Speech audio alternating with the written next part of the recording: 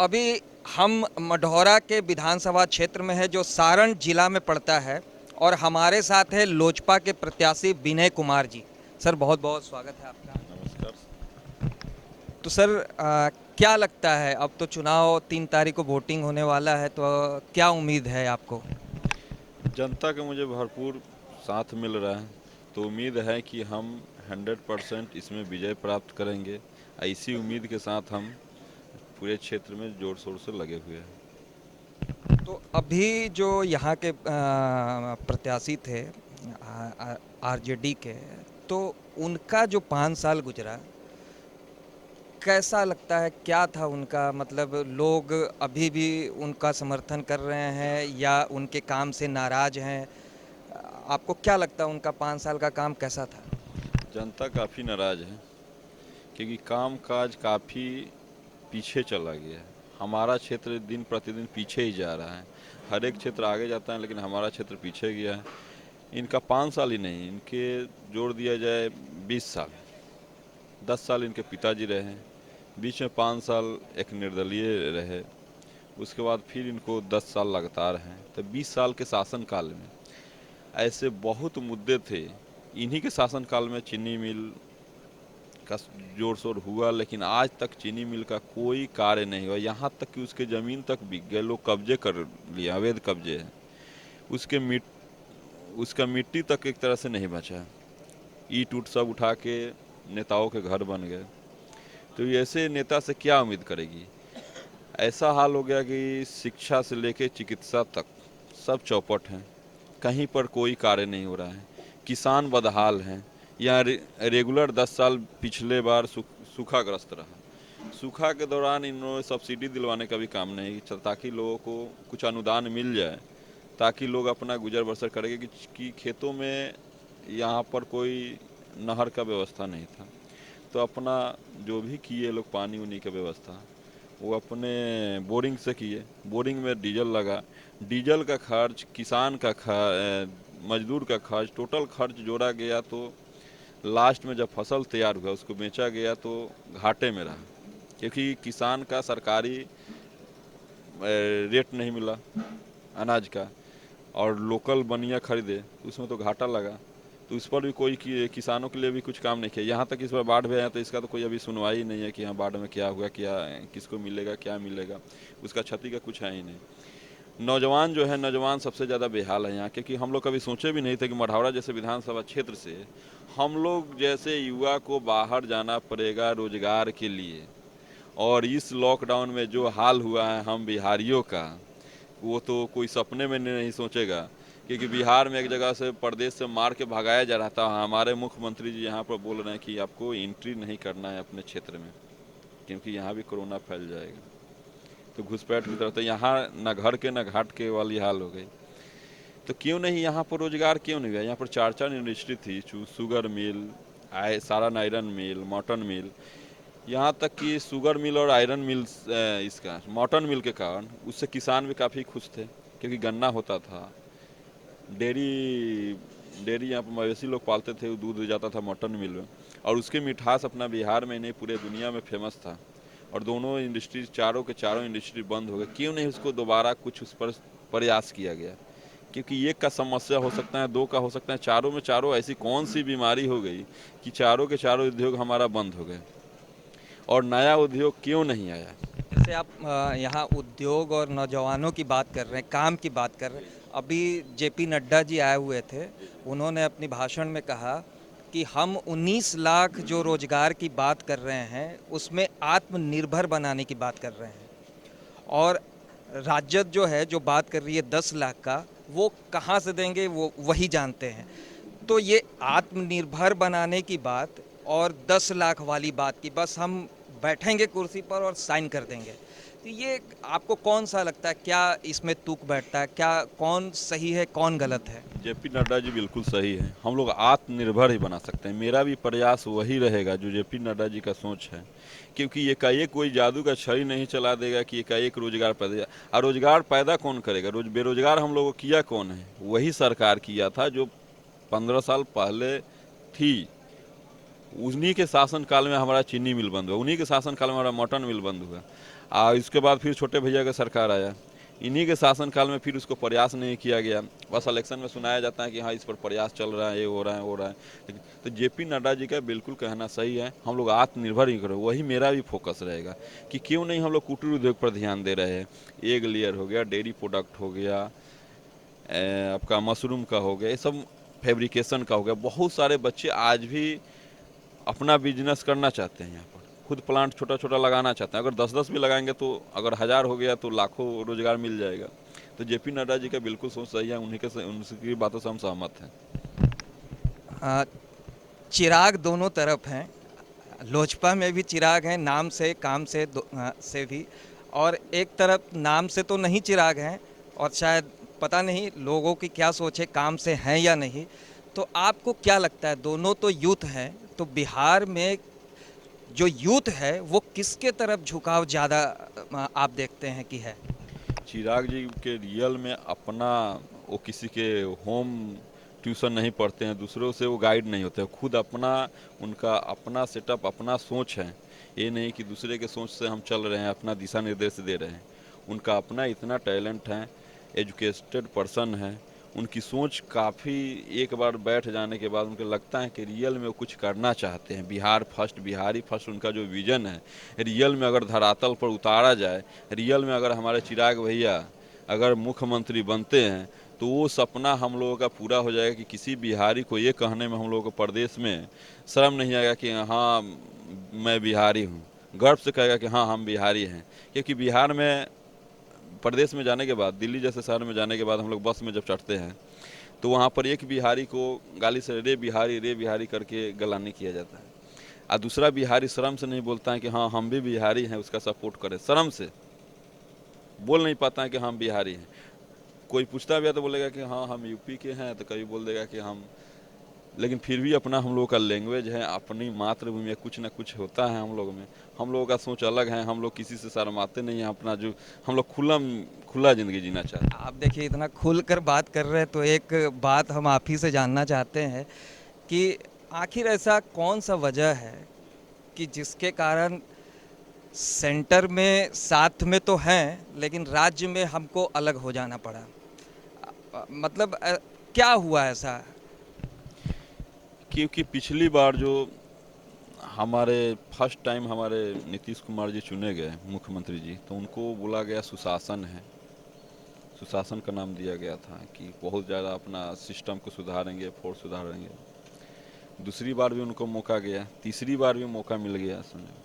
लेकिन तीसरी बार देखिए कि कुर्सी के लिए क्या किया कि तुरंत कूद के दूसरे के पाले में चले गए, और फिर देखे कि वहाँ पर उनकी दाल नहीं गल रही तो फिर आ गए यहाँ पर। जबकि हम लोग पहले से ही एनडीए के गठबंधन, भाजपा के गठबंधन में हैं और रहेंगे। और जो नीतीश कुमार जी बोलते हैं कि एनडीए का गठबंधन लोजपा से नहीं है, तो शायद भूल जाते हैं कि कोई भी एग्रीमेंट से नहीं होता है, दिल से होता है। हमारे चिराग भैया बोलते हैं कि दिल में हमारे मोदी हैं और तन में मोदी, मन में मोदी, हम उनके हनुमान। हाँ हम मोदी के हनुमान, चिराग पासवान, जय श्री राम हम लोग का भी यही नारा है। तो उनकी सोच में है। धारा 370 जब हटाने की बारी आई तो हमारे माननीय मुख्यमंत्री जी सदन से वॉकआउट कर गए, समर्थन भी नहीं किए। ट्रिपल तलाक का भी मुद्दा है, वहाँ भी साइड हो गए। इसका आया आपका आरक्षण वाली मुद्दा आया, उसमें भी तो कैसे वो, हमको तो नहीं लगता सरकार में वो है। एक तरह से तो फॉर्मेलिटी निभा रहे हैं कि हाँ हम भी सरकार है, कुर्सी के लिए, सिर्फ अपना कुर्सी के लिए वो सिर्फ, नहीं तो वो मोदियों को कल से गाली देने लगे। मतलब यही तो बात है ना कि उनका कहना है कि भाई भाजपा एक और सेफ साइड लेकर चल रही है जो खुलकर सामने नहीं आ रही है। मतलब सेफ साइड क्या है, ऐसा क्या है? अगर हमारी चिराग भैया का हाथ मजबूत होता है तो बिल्कुल हम और भाजपा मात और एनडीए का सरकार बनेगा और नीतीश जी जेल जाएंगे, इसमें कोई दो राय नहीं है। क्योंकि जो घोटाला हुआ है, नल जल घोटाला, 7 निश्चय घोटाला, 7 निश्चय एक ऐसा घोटाला है कि हमारा जो 100% पैसा का, उसमें से 40% पैसा घोटाला में ही हैं। बराबर आप लोग मीडिया के थ्रू ही आता रहता है कि मुखिया का 10%, उसका 10%, बीडीओ का 10%, तो वैसे 50% में कौन सा वर्क हो रहा है? एक तरह से तो धड़ाधड़ पैसा का देखा जाए तो सरासर उसका तो उपयोग ही नहीं हुआ है, दुरुपयोग हो रहा है। जल मीनार खड़ी है लेकिन कहीं पर भी वो पानी नहीं आ रहा है। उनको क्यों नहीं वो सर्वे करा लिए रहते कि यहाँ पर उनको जल में जहाँ पर ज़्यादा दिक्कत है पानी की वहीं पर वो जल मीनार बड़ा वाला बनाते पीएचडी के थ्रू। तो ऐसे ही मुखिया फंड में पैसा भेज दीजिए, आदेश दे दीजिए हिटलर की तरह कि हाँ जी हम पैसा भेज दीजिए, इसको जल नल में लगा दो। अरे उसको भेजिए क्षेत्र में, क्षेत्र अपना सोचेगा कि इस पैसे को हमको कौन से मद में लगाना है। तो इस सब को घोटाला के लिए सिर्फ उस मद को बनाया गया है। उनको 7 नीचे जो घोटाला है वो 7 समझिए घोटाला सबसे दुनिया भारत का सबसे बड़ा घोटाला होगा। जैसे चारा घोटाला एक हुआ था, उसके बाद कोई बड़ा घोटाला होगा बिहार में, तो अगर हमारी सरकार आती है तो इसकी जांच करवाएंगे और जांच करवाने के बाद इसमें निश्चय है मुख्यमंत्री जी जेल जाएंगे। अच्छा, एक और घोटाला जो मतलब लोगों के बीच में है, जो शायद मीडिया में भी आपने नहीं सुना होगा, जिसका नाम दिया है दारू घोटाला। मतलब कि बिक तो रहा है लेकिन साहब नहीं बिक रहा है ऑफिशियली। ये सब मतलब क्या चल क्या रहा है? ये तो सरकारी धन का भी देखा जाए तो दुरुपयोग की हम लोग मीडिया में फैला दिए, कानून बना दिए। अगर किसी को फंसाना है, प्रेम अगर हमारा दुश्मन है तो उसको फंसाना है तो आराम से हम लोग दारू के एवज में उसको फंसा सकते हैं। क्योंकि प्रशासन तो नीतीश जी का है। इसमें देखिएगा कि सबसे ज़्यादा अफसरशाही बढ़ी है तो नीतीश राज में बढ़ी है, सबसे ज़्यादा घूसखोरी है तो नीतीश राज में है।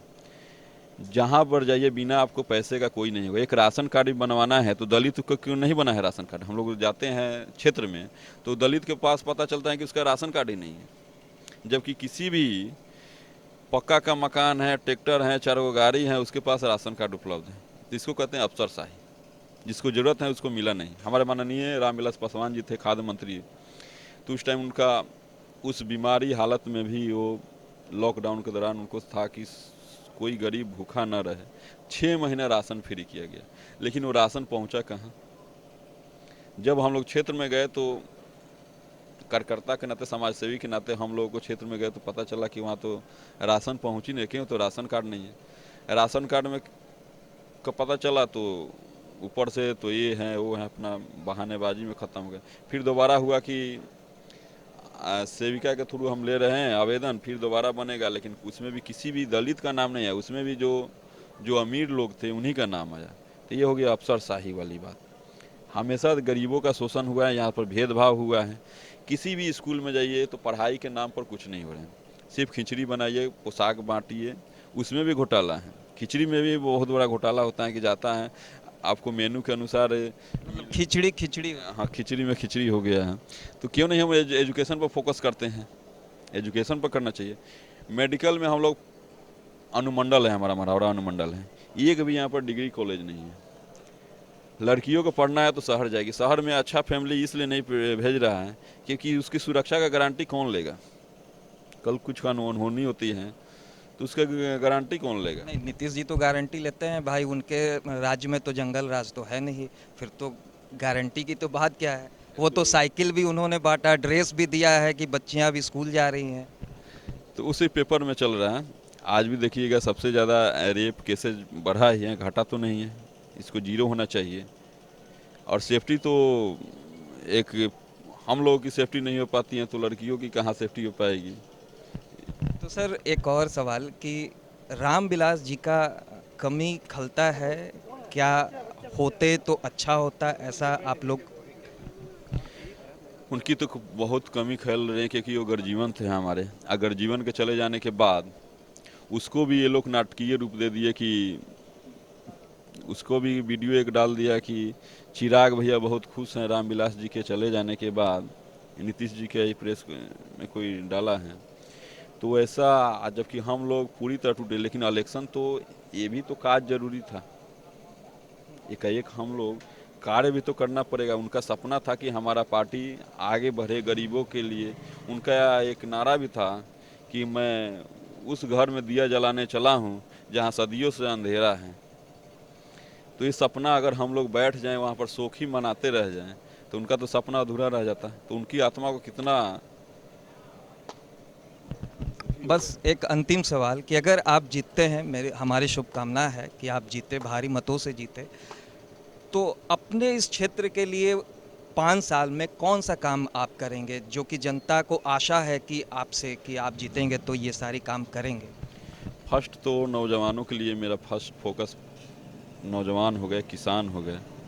नौजवानों के लिए यहाँ पर कोई सरकारी जॉब में सबसे बड़ा आज के टाइम में कोई वैकेंसी है तो यहाँ पर फौज के लड़के तैयारी करते हैं, लेकिन हमारे आसपास एक भी ट्रैक नहीं है कि वहाँ पर बच्चे सुबह दौड़ सके।